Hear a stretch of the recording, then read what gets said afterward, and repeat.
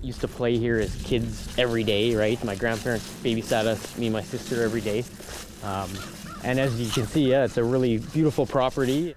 Alex Drysdale has fond memories growing up on his grandparents' farm in Stony Mountain. This farm's been in our family for, it'll be 80 years coming up next year.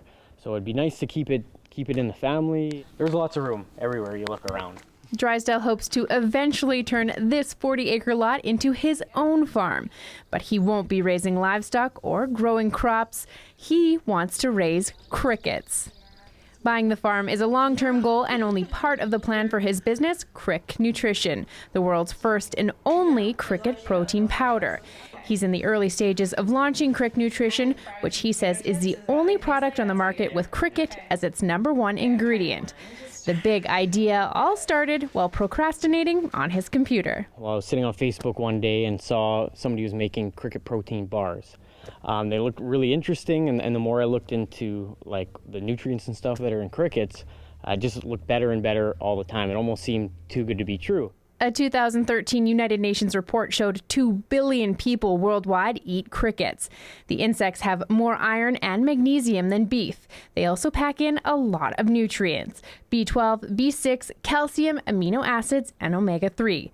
Crickets are also environmentally sustainable. They grow fast, don't need much space, and require very little water. Crickets use 2,000 times less water than beef. If you're going to get, say, a pound of crickets consumable versus a pound of consumable beef, the crickets would take 1 gallon of water, whereas the beef would take 2,000 gallons of water to get to that point.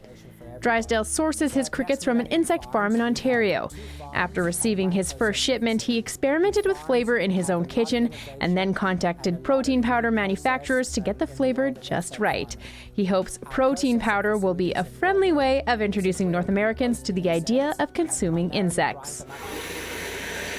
It's going to be a lot easier for people to get over that barrier. It smells like a vanilla or brown sugar milkshake. All I needed to hear was the word milkshake and decided to give it a try. That's actually really good. And just like he promised, it tastes like any other protein powder I've tried.